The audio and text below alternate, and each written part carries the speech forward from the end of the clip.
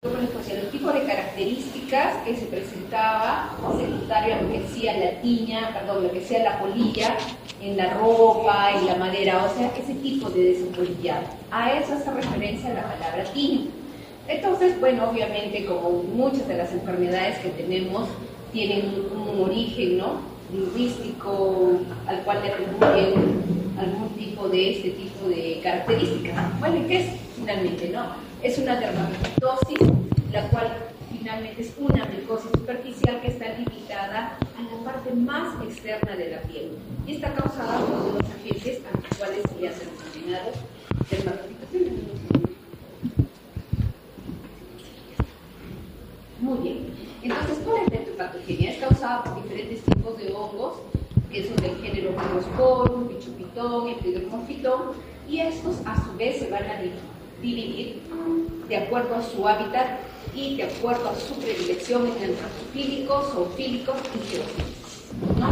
Como ustedes recordarán, la piel tiene diferentes capas en la epidermis y estos agentes llamados dermatofitos tienen predilección por la capa córnea y es ahí donde van a causar las lesiones.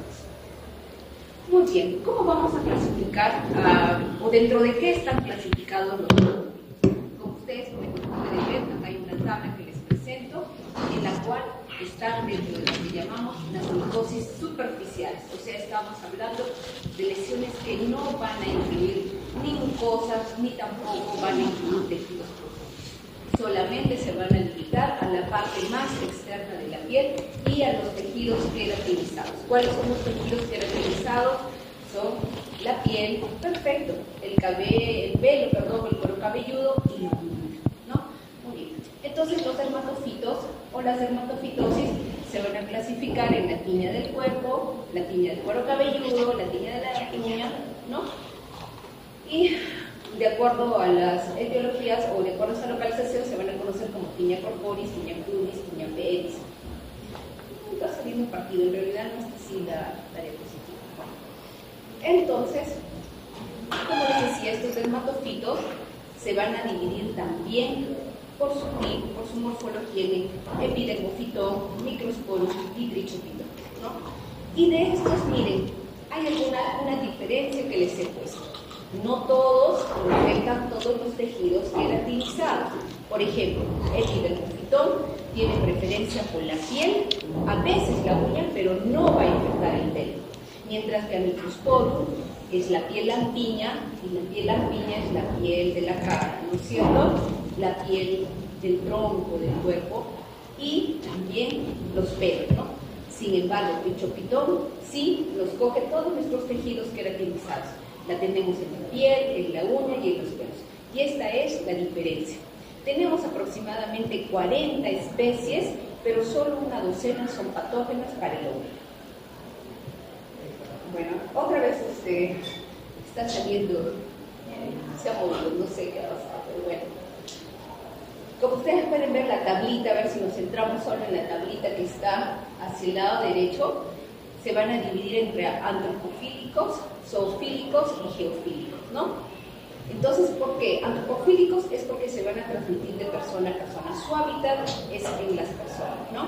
Zoofílicos, como su nombre lo dice, son parte de los perritos, los gatitos, y como ustedes pueden ver, hay una más tendencia a toda esta corriente que llamamos animalista. Ya cada vez se difunden más esos términos pet lover, ¿no es cierto? Entonces de pronto ya ven que hay personas que tienen conejitos como mascotitas, ya no solamente es el perrito, el gatito, ¿no? Ahora son conejitos, son cuyes, patitos, incluso han visto, ¿no? Pero bueno, dentro de todo esto hace que cada vez el ser humano tiene más contacto con este tipo de especies y obviamente muchas de estas pueden ser portadoras, ¿no? Entonces, este tipo de agentes, como son caries, metacrofitis, etcétera, los podemos encontrar en el perro, el gato, el ganado equino, bovino, roedores, que muchas veces pueden ser simplemente portadores asintomáticos. Y también tenemos a los zoofílicos, a los geofílicos, que quiere decir que están localizados o viven, ¿no? O se encuentran, por ejemplo, en la tierra, ¿no? ¿Y cómo es el que pasan en contacto con el ser humano, ¿no? A menudo personas que están infectadas o animalitos que están infectados liberan sus esporitas, de repente se caen los pelitos o algún tipo de descansión o algún tipo de contacto tienen, ¿no?, las esporas con el suelo y infectan, ¿no? Y luego por alguna razón hay un contacto, ¿no?, entre la persona con esta área que está contaminada y se puede producir la enfermedad. ¿En quiénes lo vemos esto? Por ejemplo, personas que andan descalzas, que de repente caminan en ambientes húmedos o en la tierra y se pueden contagiar con este tipo de microorganismos. Bueno, como les decía, ¿no?, es lo mismo, pero acá sí vemos que ya nos están mencionando, por ejemplo, en esta tablita, digamos, antropofílicos, a quiénes vamos a tener, ¿no? A Trichophyton rubrum, a Trichophyton metallophytes y a Pedonophyton futrus. Son nombres medio complicados, pero que nos van a servir para luego poder identificar a las patologías que vamos a ver y cómo hacer el diagnóstico y el tratamiento. Acá en zoofílicos no es tan difícil memorizar porque vamos a tener a megalophytes y sobre todo en la cabeza a Microsporum canis, ¿no? Y en los zoofílicos a Ticio. ¿Cómo se hace el diagnóstico? Bueno, el diagnóstico principalmente es con confirmación con KOH, se hace un raspado de la zona que está afectada y obviamente vamos a llevarnos muchas veces de ellos a la luz de Wood. Las dermatofitosis van a ser clasificadas como no inflamatorios o inflamatorios. La patogenia de la tiña, bueno, obviamente se produce una infección que tiene que haber un contacto y luego tiene que haber una adherencia del hongo a la piel, ¿no? Y a la vez el hongo va a liberar toda su maquinaria, entre ellos va a usar las queratinasas para penetrar, ¿no?, a través de los tejidos queratinizados. Va a llegar, obviamente también el cuerpo se va a defender y entre este intercambio se van a ver factores que van a ser favorecedores para la infección, ¿cómo no? ¿Cuáles son los factores que más nos van a favorecer? Entre ellos está, por ejemplo, la edad, ¿no? En el huésped, por ejemplo, la edad pediátrica o también en los adultos mayores, un estado de inmunosupresión, la deficiencia nutricional, traumatismos cutáneos y definitivamente la temperatura y la humedad. Cuando, por ejemplo, hablamos de inmunosupresión, hay pacientes que están tomando, por ejemplo, corticoides de larga edad, ¿no? Quizás algunos de ustedes que han rotado o están rotando en el Honorio, tenemos 2 niñitas que están con lupus eritematoso, ¿no? Y ellas están recibiendo corticoides, están recibiendo toda una terapia inmunosupresora y una de ellas ha estado con su micosis en las manitos, ¿no? Y ha estado recibiendo clotrimazol, terminafina, porque justamente secundario a esta inmunosupresión ha desarrollado este tipo de patología. Entonces lo vamos a ver en este tipo de pacientes, ¿no? ¿Y cuáles son los factores que van a proteger, ¿no? Definitivamente van a ser, por ejemplo, la presencia de ferritina, globulina, etc. Más es lo inherente hacia la inmunidad, una buena inmunidad que tenga el huésped, ¿no? Entonces, como ven, el clima, ¿no?, malos hábitos de higiene también, ¿no?, el hacinamiento, porque ¿qué tal yo tengo honguitos en las uñas y tengo mi bebé? No le doy atención a esto, pero yo lo cambio, lo hacemos, estoy llevando, ¿no? Estoy llevando la infección, ¿no? El uso de zapatos cerrados y, bueno, obviamente el calor, traumatismos, diabetes, etcétera, algo cosas que ya habíamos mencionado, ¿no? Entonces, los dermatofitos son seres o microorganismos pluripotenciales, ¿no? Son potencialmente patógenos y, como les decía, nuevamente les repito, son queratinofílicos, no afectan mucosas, nuevamente les repito, para que tengan bien claro el concepto, ¿no? Bueno, esto es un poco más lo que ya les estaba mencionando, vamos a avanzar un poquito para que no nos gane el tiempo, ¿no? Las formas de presentación de la tiña, ¿no?, van a ser de acuerdo a su localización, se van a clasificar en tiña de la cabeza, tiña de la barba, tiña del cuerpo, tiña de las manos, tiña de las uñas, tiña de las ingles y tiña de los pies. Como ustedes pueden ver, son todos aquellos tejidos que tienen, ¿no?, queratina. Entonces, los han clasificado un poquito mejor para ordenarlos, ¿no? La tiña de la piel pilosa es la tiña de la piel cabelluda, de la barba y del bigote. Luego tenemos la tiña de la piel lampiña, que es la tiña de la cara, del cuerpo, de la región inguinal, de la mano y del pie, y finalmente la tiña de las uñas. De todas estas, como ustedes pueden ver, la que mayormente se encuentra en los niños, en mayor porcentaje, es la tiña capitis. Y de ahí le sigue la tiña corporal, la tiña ungueal en menos frecuencia y finalmente ya mucho menos la tiña pequeña. Entonces vamos a empezar con la tiña lampiña, ¿no? Esta tiña lampiña o tiña corporis es aquella que va a infectar tronco y los miembros. Como les dije en la anterior estadística, no es tan frecuente en el niño, generalmente es más del humano y se produce también por contacto con animales y también por personas que estén infectadas, ¿no? ¿Y quién va a ser el agente ecológico? Generalmente encontramos a Microsporum canis, encontramos a Metarrophytis, a Verrucum, a rubros, mensuras, etc., ¿no? ¿Cómo son las lesiones en la tiña lampiña? Cuando son la tiña corporis, generalmente vamos a encontrar este tipo de lesiones que ustedes aprecian. Puede ser única, que puede ser más o menos pruriginosa, a veces es hasta asintomática y puede pasar desapercibida. Y cuando son varias, tienden a confluir, como ustedes pueden ver en la imagen del lado izquierdo. Es muy característica porque es una lesión de tipo de un borde muy bien definido, que podríamos llamarlo hasta un borde geográfico, anular, que como ustedes pueden ver va a ir creciendo, ¿no?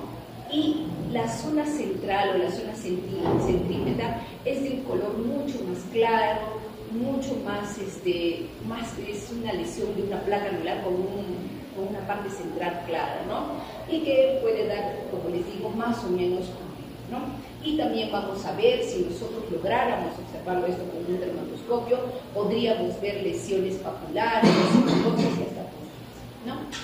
También tenemos que saber que dentro de la tiña corporis vamos a encontrar una tiña que la llamamos tiña incógnita o del cuerpo modificado. Como ustedes pueden ver, la figura A es una lesión en extremidades inferiores, donde podemos encontrar igualmente una lesión de bordes definidos. No vamos a encontrar el característico borde anular, ¿no? Con la región central centrípeta, que es clara, pero sí se puede ver que esa lesión clara tiene el borde definido. ¿Qué pasa con esta tiña incógnita? Generalmente la vamos a ver en pacientes que han sido sometidos a tópicos o a cremas que le llamamos polivalentes. ¿Cuáles son los polivalentes? Tienen tres compuestos, ¿no? Van a tener un corticoide que puede ser betametasona, hidrocortisona, le van a agregar algún antifúngico que generalmente es clotrimazol y algún antibacteriano que puede ser gentamicina, tropamicina, etcétera, que muchas veces ustedes lo habrán conocido en el mercado, como son el Nutil, que es muy famoso, y hay otro tipo, ¿no?, de esos nombres, pero esas las llamamos los polivalentes. Entonces, a veces los papás recurren, se automedican a los niños, recurren a las farmacias o a algún familiar o algún médico también que puede no conocer bien el tipo de lesión y la recomienda. Obviamente el hidrocortisona va a hacer su efecto, va a bajar el prurito, va a disminuir, pero no, clotrimazol no va a poder hacer solo la acción y vamos a tener esta lesión que ya ha cambiado de características. Este tipo de lesión, una vez que iniciamos el tratamiento o retiramos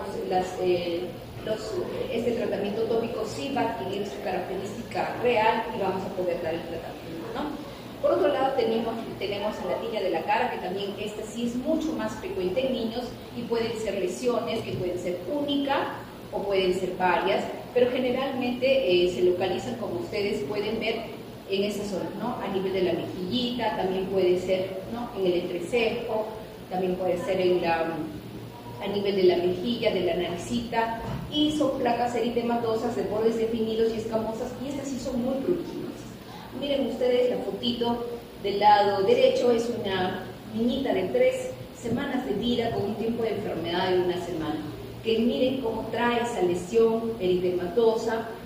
¿Y cuál era el punto de contagio? Era una mamá que tenía tiña en las manos, ¿no? Uy, qué feo se toca. Bueno, como ustedes pueden ver, bueno, no se puede distinguir bien. Hay algunas veces en cara que también podemos tener no solo lesiones únicas, como hemos visto en este tipo, ¿no?, de diapositiva. Vemos en carita una lesión única. También a veces podemos ver más de una lesión, ¿no?, varias lesiones, y algunas de ellas pueden tener características inflamatorias. Generalmente cuando tenemos varias lesiones sospechamos que ya el contagio ya no es por algún tipo de microorganismo o de un hongo que pueda ser solamente trombofílico. Tal vez también ya es un zoofílico, y en este sí es el contacto que el niño puede tener con los animalitos. Porque recuerden que a veces el niño abraza al animalito, el animalito no tiene contacto con diferentes partes de la piel y se da este tipo de lesiones, ¿no? También hay algunas de este tipo de lesiones que van a tener, mire, una característica mucho más inflamatoria, ¿no? Igualmente, nuevamente, recuerden ustedes la primera clasificación que les presenté, donde teníamos hongos que eran de tipo zoofílico, antropofílico y geofílico, ¿no? De estos, los que van a presentar una mayor reacción inflamatoria va a ser los zoofílicos, ¿no? Y esta niñita obviamente tenía una infección por un hongo de tipo zoofílico. Entonces, cuando ustedes vean mayor componente inflamatorio, hay que sospechar de que es zoofílico, ¿no? Definitivamente tenemos que hacer el diagnóstico diferencial con el eczema nudular, la dermatitis atópica, el impético y el lupus discótico. Luego vamos a pasar a la tiña pedis, que no es tan frecuente en el niño, que más en el niño se va a dar lesiones de tipo eritematosas, descamativas, y que se van a producir porque el niño se contagia al acudir, por ejemplo, a duchas sin usar de repente la verdadera protección, ¿no? Sandalitas, por caminar descalzos, o por ejemplo porque utilizan los adolescentes calzados que están muy apretados, calzados que producen maceración de la piel con mucha humedad, y muchas veces no se realiza una adecuada higiene. Entonces, la humedad, la maceración va a favorecer que dé lugar a la tiña pedis. Ya, eso tenganlo muy presente, ¿no? Entonces, la humedad, la maceración en la pielcita del pie puede dar lugar a que se presenten este tipo de lesiones, ¿no? Entonces, hay 4 tipos de formas de que se presenta la tiña pedis. Una de ellas, y quizás la principal, va a ser tiña de pequeños pliegues o interdigital. Para esto, lo característico es que nosotros, cuando un papá nos viene, oye, y le huele mal el piecito, mijito, está que se rasca mucho. Entonces, lo primero que ustedes van a hacer es, van a abrir y van a revisar entre el cuarto y el quinto espacio interdigital, ¿no? Si ustedes se encuentran, ya miren ese tipo de descamación, probablemente están sí frente a una tiña pedis, ¿ya? Y esta es la más común, se presentan lesiones descamativas, fisuras, maceración, y pueden extenderse a otros espacios interdigitales. Y generalmente, como ustedes pueden ver, es producida por hongos de tipo antropofílico. Como les digo, generalmente se contagian por acudir a las duchas, la maceración de la piel por los calzados, ¿no? Pero también hay otra, ¿no? Que es la tiña del pie en el mocasín, que esta sí va a tener, miren, un mayor compromiso. Como ustedes pueden ver, hay lesiones con mucha mayor hiperkeratosis, eritema, va a haber más descamación y más fisura, ¿no?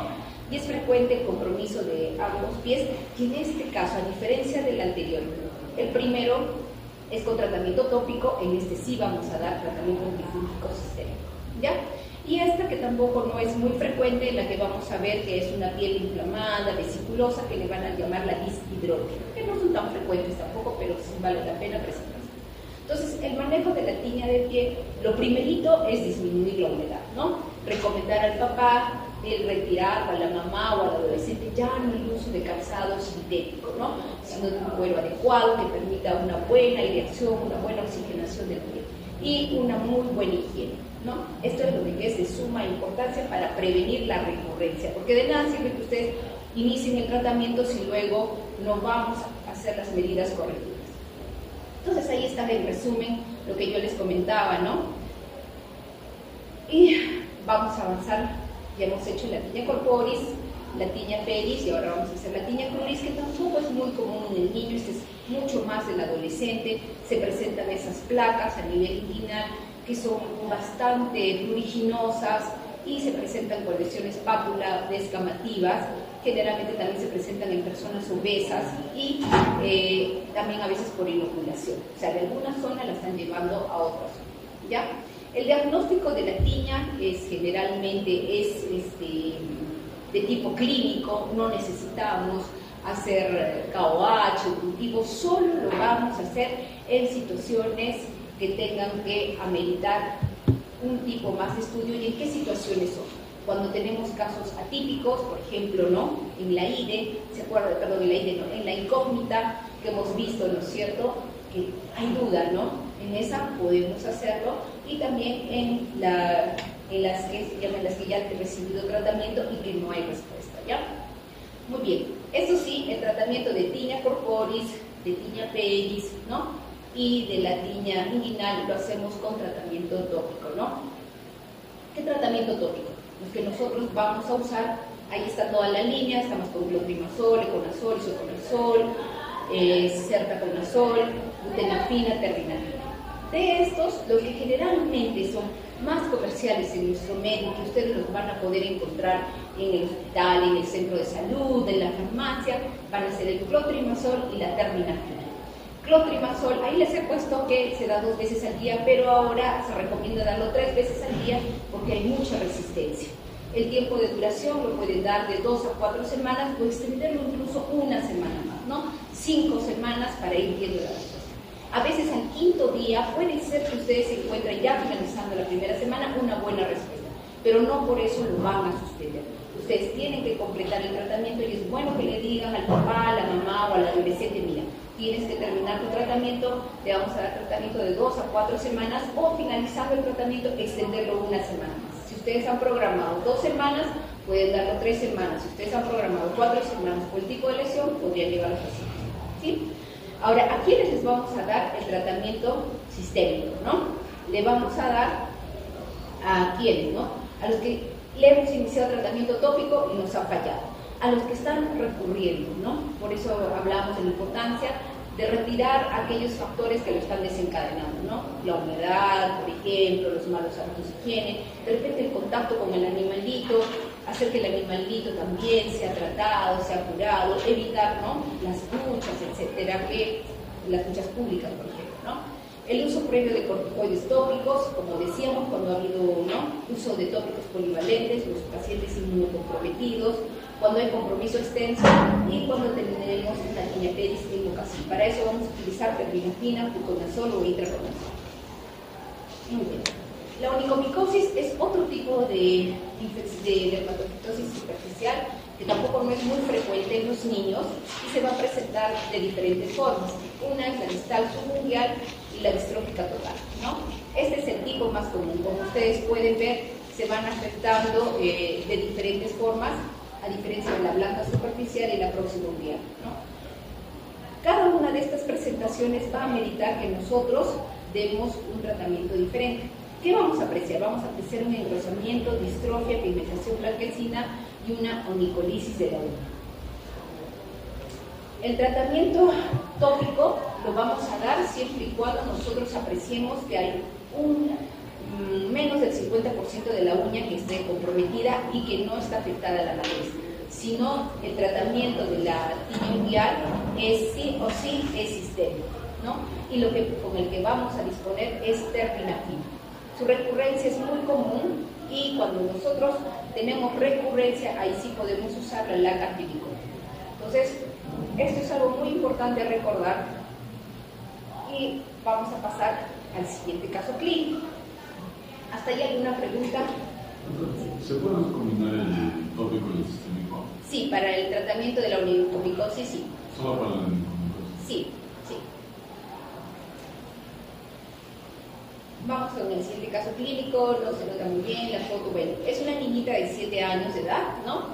Este es un caso clínico del Instituto Nacional de Salud del Niño.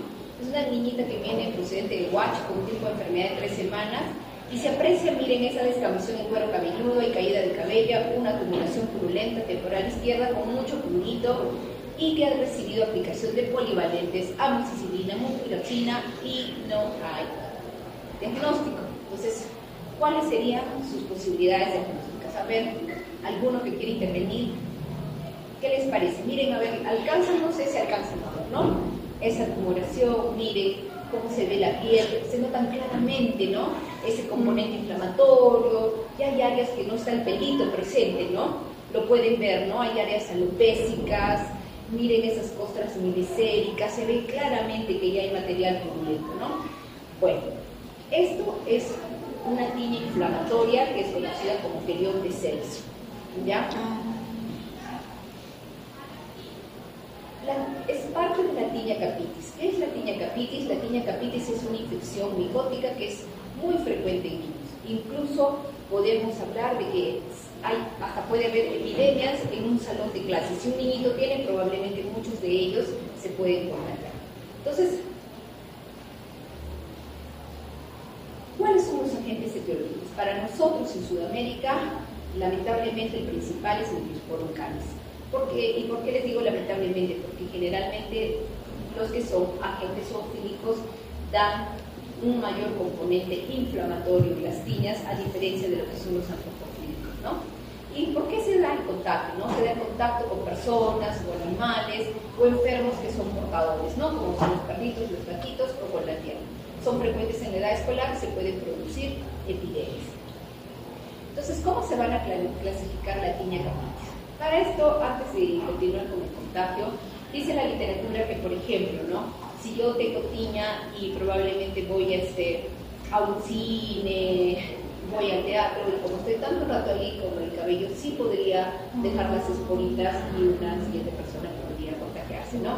Por eso la importancia de comentar entre nuestros pacientes la higiene, ¿no?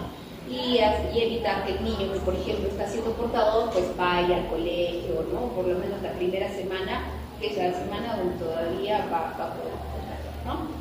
Entonces, clasificación de las tiñas, como les decía, la tiña de la cabecita se va a clasificar en dos tipos, la no inflamatoria y la inflamatoria. La no inflamatoria se va a conocer como tonsural.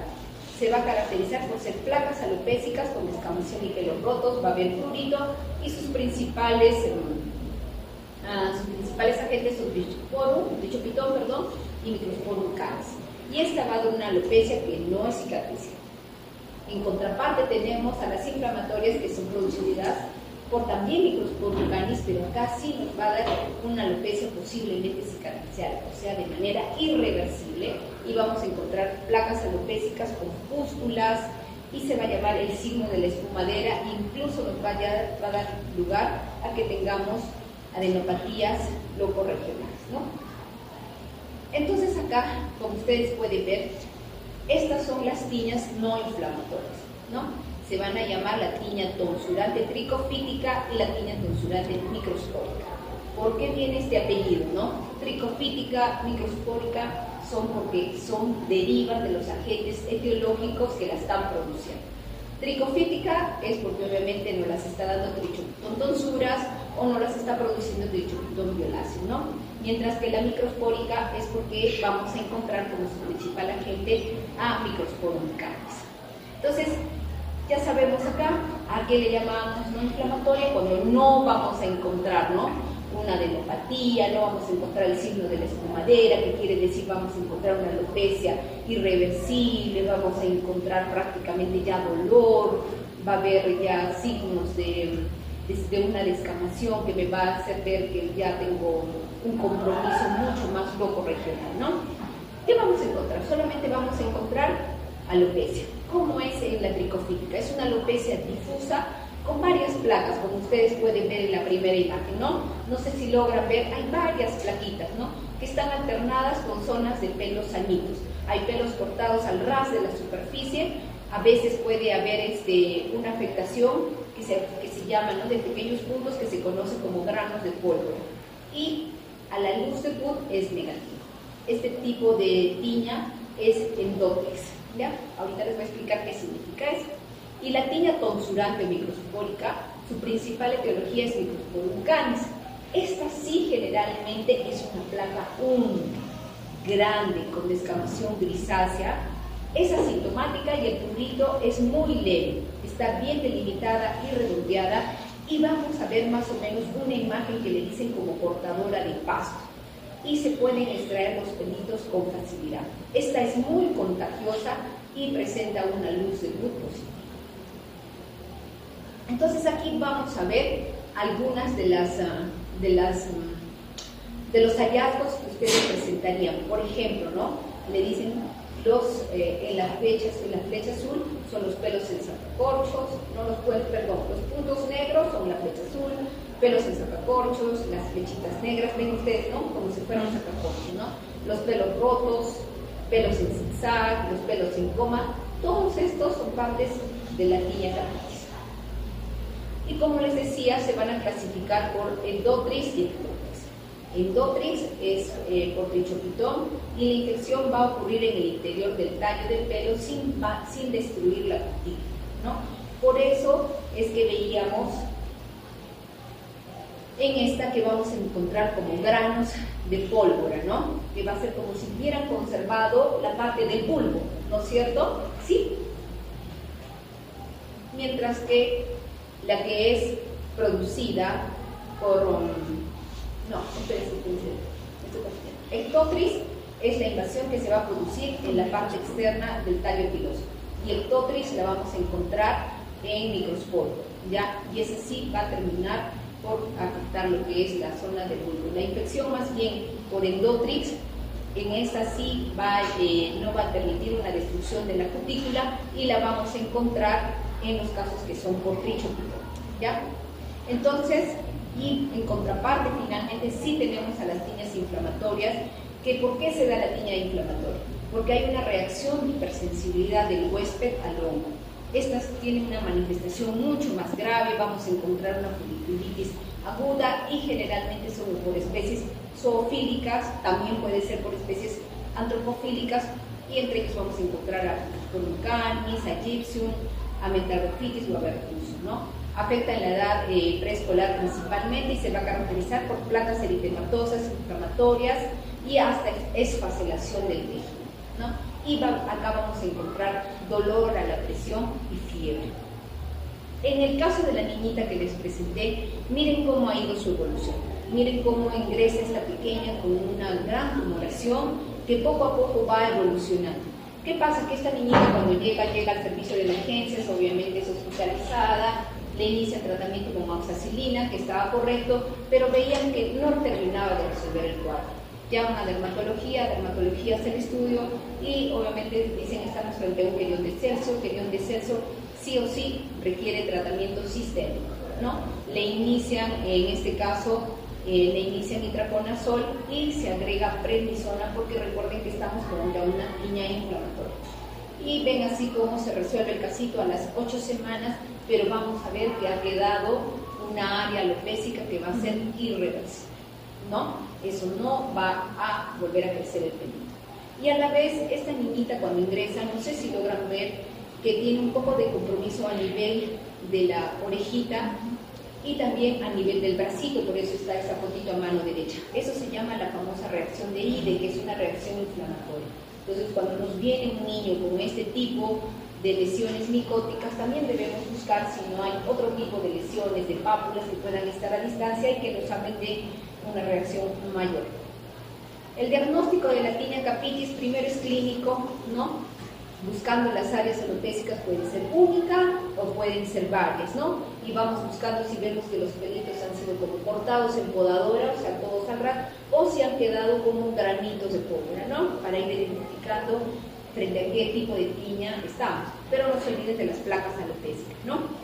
Entonces, lo primero es la clínica y luego vamos a tener algunas ayudas auxiliares. La primera es la luz de Wood, que eso lo manejan los dermatólogos, pero es bueno comentarlo, que ustedes lo sepan, porque los pelos infectados muestran cierta fluorescencia cuando se exponen a la luz ultravioleta o filtrada. Como ustedes pueden ver, miren cómo se ve muy brillante. El otro es el examen micológico directo, sacamos los pelitos y los llevamos al microscopio y hacemos nuestra primera apreciación y finalmente el cultivo, ¿no? En el cultivo vamos a ver el crecimiento de las esporas y va a haber diferencias entre lo que es trichopitón y el microscopio. ¿En cuánto tiempo está el resultado? Generalmente a finalizar la segunda semana ya tenemos las esporas creciendo, ¿ya? Y finalmente lo último del resultado, si lo pueden decir al papá, vamos a tenerlo en los 4 a 6 semanas. Mientras tanto ya van iniciando ustedes el tratamiento clínico, ¿no? Pero tenemos que hacer el diagnóstico diferencial. Entonces, ¿con quiénes vamos a hacer el diagnóstico diferencial? Miren, con alopecia areata. Pero ¿cuál es la diferencia? Si ustedes ven a la dermatoscopía o ustedes mirando muy bien, van a ver que hay un signo que se llama el signo de exclamación.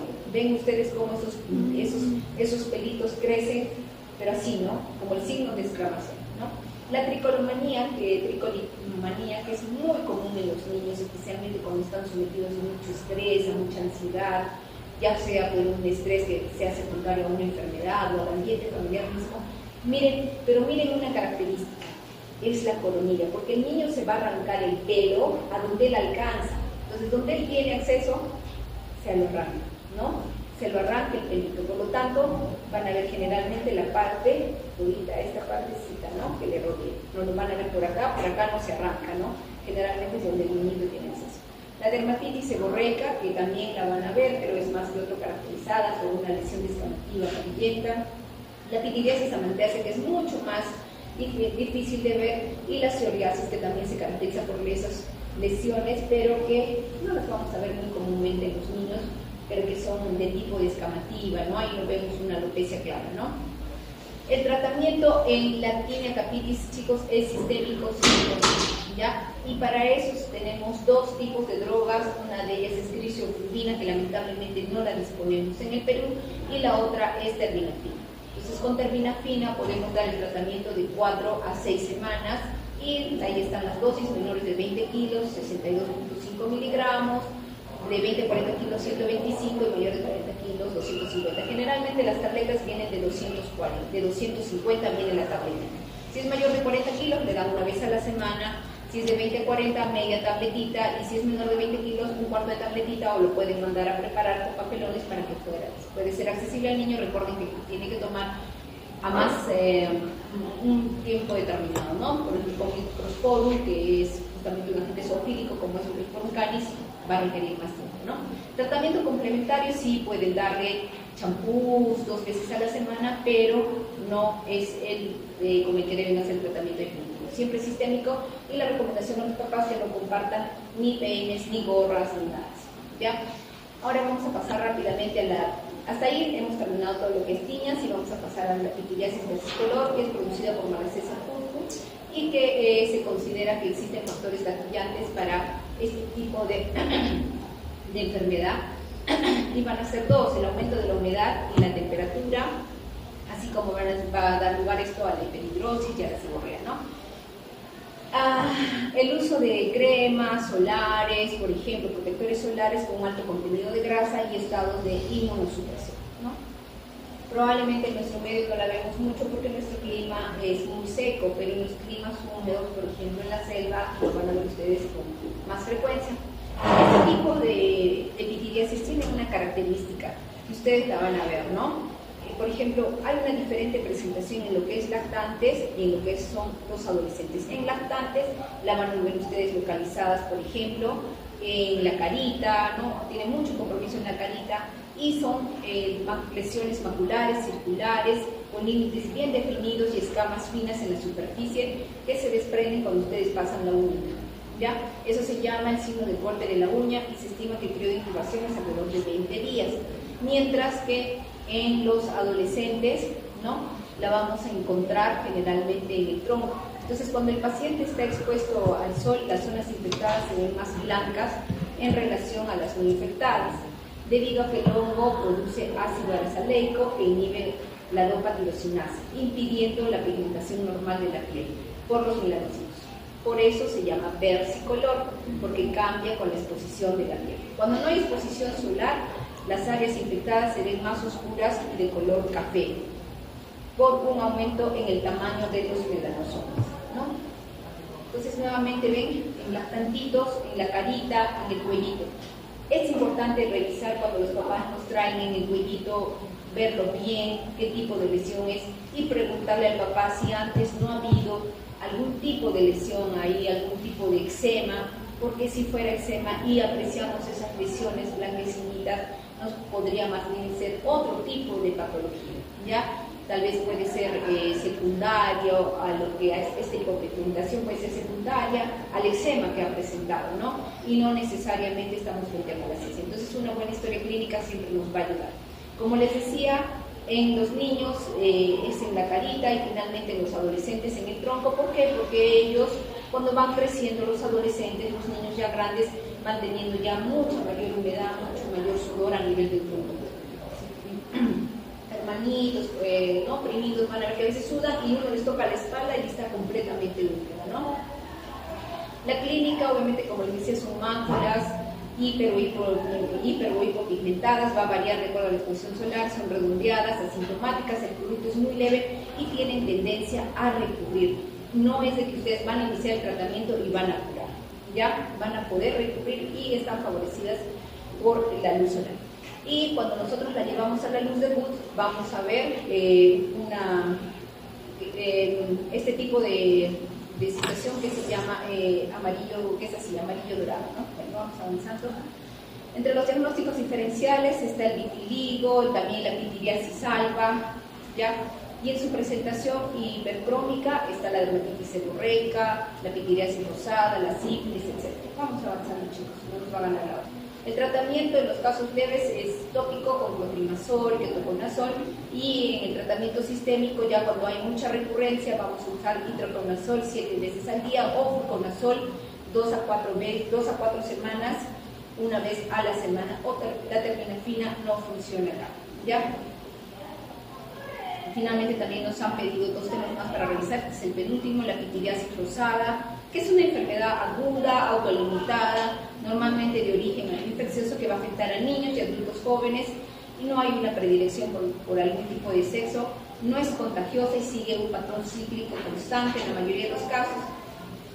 Inicia todo con una placa heráldica, así se llama, de unos 2 a 5 centímetros, como ustedes pueden ver en el tronco a nivel casi ya en el reborde costal inferior derecho, pueden ver ese tipo de placa, ¿no? ¿Qué es la que ustedes tienen que buscar?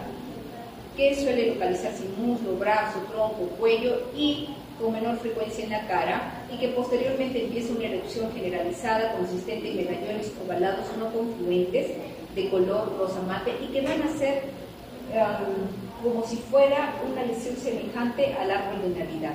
Miren cómo ya salieron muchos, solo tengo que salir uno y ya salió más. Pero lo pueden ver, ¿no? Así se va a ver en el tronquito. El tratamiento es, en este caso, es con corticoides y algunas veces va a medicar que demos eritromicina. Algunos también dicen que deberíamos recurrir a terapia antiviral cuando sospechamos de que estamos frente a herpes virus, pero la verdad es que no hay mucho consejo sobre el uso de los antivirales, generalmente se maneja con corticoides. Finalmente vamos a hablar de la psoriasis. La psoriasis no es muy común en los niños, ¿ya? Pero es una enfermedad inflamatoria y crónica, generalmente tiene que haber algún componente heredofamiliar, ¿ya? Y está mediada por el sistema inmune, como les decía, con una fuerte influencia, y las lesiones son eritematosas y descamativas en piel, y también hay afectación en uñas y articulaciones, ¿no? Hay diferentes tipos, tenemos a la psoriasis vulgar, a la psoriasis eritrodérmica, a la invertida, a la psoriasis en gotas y la pustulosa. De estas, la común es en niños, ¿ya? La psoriasis cutáta, nuevamente recuerden estos chicos, esa es la común en niños. La psoriasis vulgar son placas eritematosas, ¿no?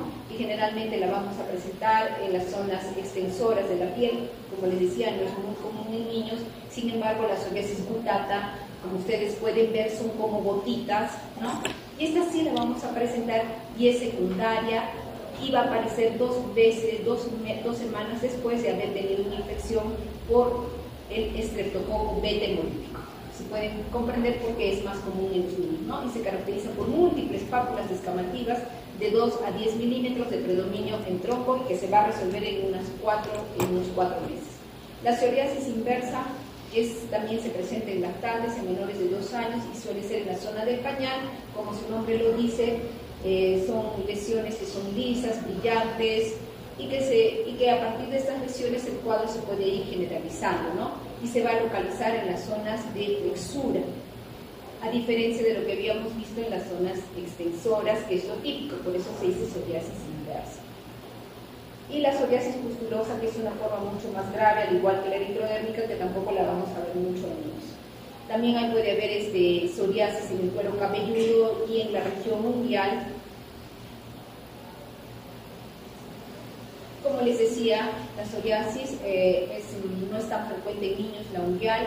El prurito es el síntoma habitual y de estas la más común es la psoriasis cutárea, ¿no? Los factores desencadenantes son el trauma físico, como por ejemplo uso de ropa apretada, uso de pañales, ¿no? En los que ya tienen una predisposición, las infecciones, el estrés psicológico, la morbilidad psiquiátrica y el uso de medicamentos que puedan tener algún tipo de inmunosupresión, ¿no?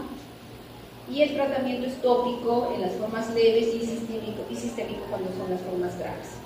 como ustedes pueden ver, siempre el corticoide es de primera elección. La fototerapia, los retinoides, esos ya son más complementarios. Y muchas gracias por su atención, chicos. Gracias. Si tendrían alguna pregunta. Gracias, chicos, les agradezco mucho.